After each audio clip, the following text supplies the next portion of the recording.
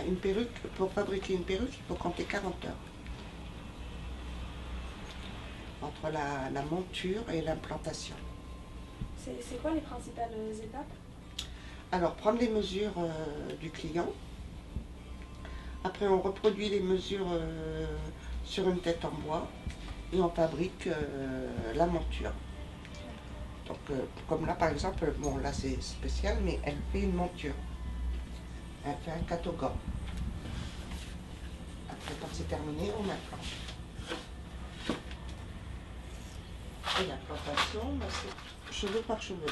Là, comme j'ai mis un tulle un peu plus cossu, je pourrais mettre 2 ou 3 cheveux. Mais autrement, sur un tulle très très fin, c'est un cheveu.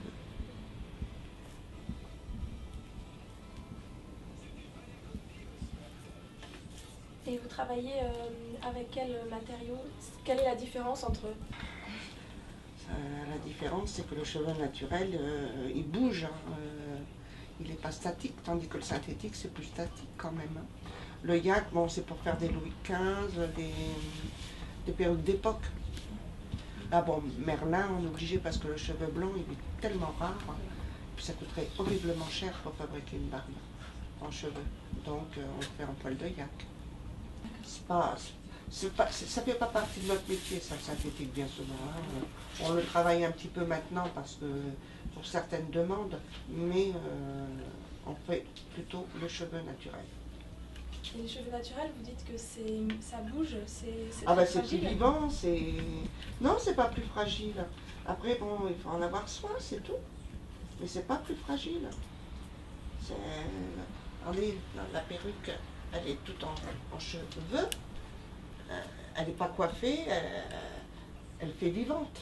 Elle n'est pas statique. J'ai la tête sur mes épaules, sur mes genoux. Je touche la matière, ça me fait une bonne sensation. Mais c'est vrai que la perruque en cheveux, quand le cheveu est hyper fin, mais c'est génial à travailler. C'est le toucher, c'est une matière que j'adore. C'est une matière vivante en fait. Voilà, je le ressens comme ça. Quelque part, elle est vive. On lui redonne une deuxième vie aux cheveux en fin de compte, puisque ça a été coupé, ça a été traité, et puis après nous on les retravaille en faisant une perruque. Donc on leur donne une deuxième vie aussi.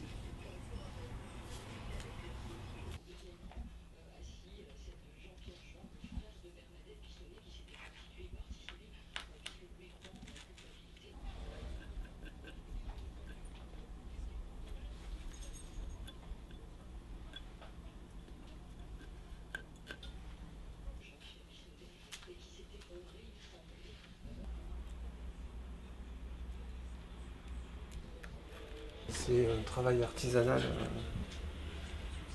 qui est intéressant, enfin, qui m'intéresse, moi. Et je trouve ça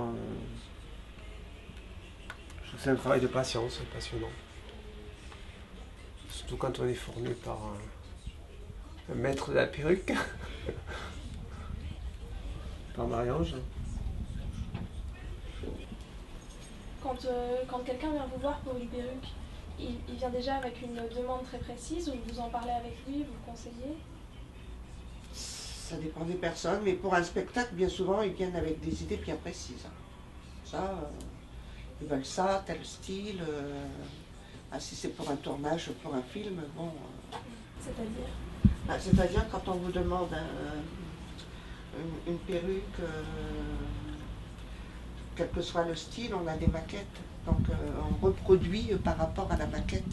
Après, pour les clients privés, on travaille sur photo. Parce que bien souvent, malheureusement, c'est suite à une maladie.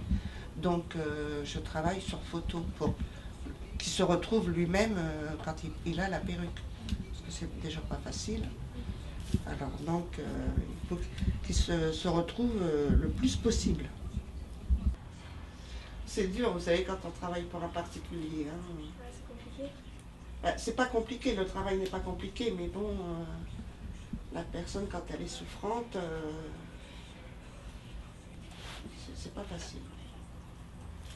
Le travail, pour moi, oui, je suis contente parce que je peux les aider. Ça, c'est vraiment important.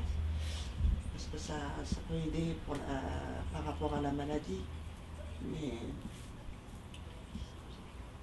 Pour moi, c'est pas facile.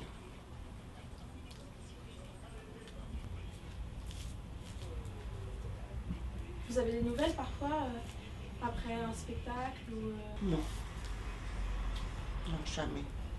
Ou il vous envoie une photo, ou il vous envoie une petite annotation pour dire que c'était génial, ou... mais autrement, non. Et les particuliers? Ah non. Eux, ils veulent oublier. Puis ça se comprend. Non, non. Et vous regrettez d'être un peu dans l'ombre comme ça ou finalement? Ah non, moi, ça me gêne pas. Hein. Non, non, pas du tout. Au contraire. Non, non, moi, ça me gêne pas du tout. Moi, du moment que je fais mon travail, que les gens sont hyper contents et tout, le reste après, non.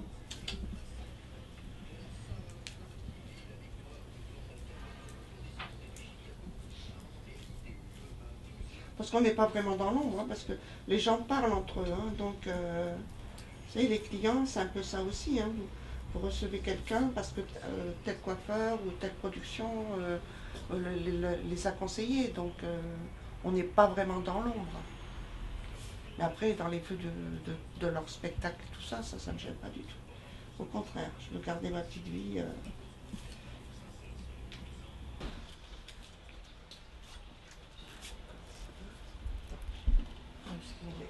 Comme ça.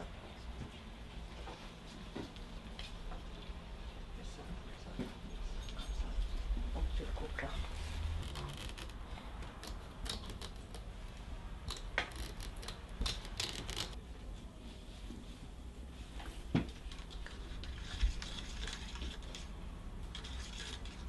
Ce café. Quand j'ai commencé ce métier-là, j'avais 14 ans. Non, plus près de 15 que 14.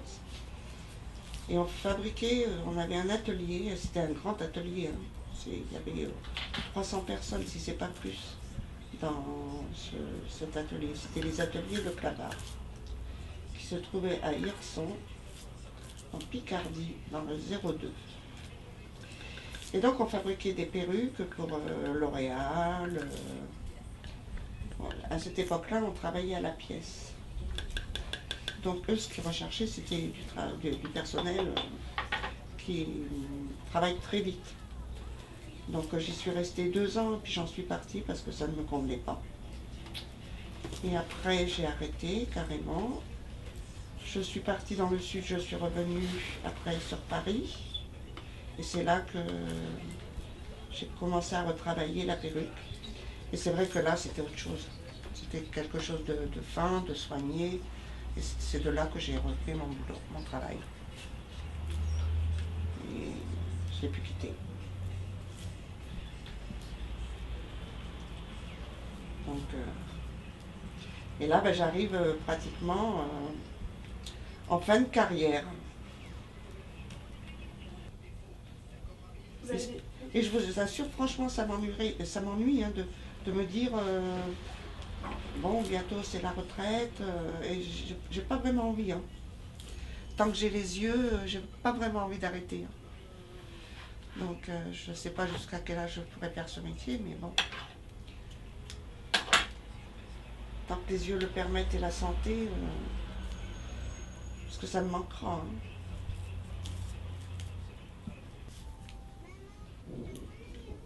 Mais vous en tirez quand même des satisfactions à quel moment?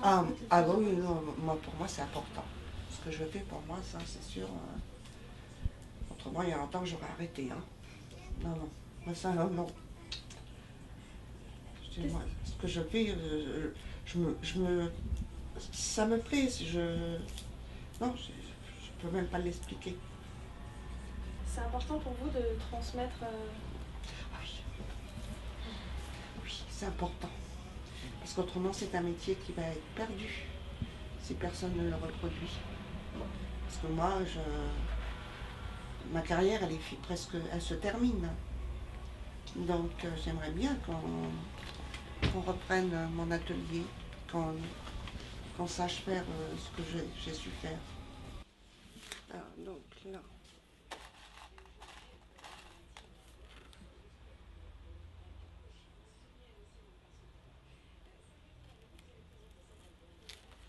Là, on a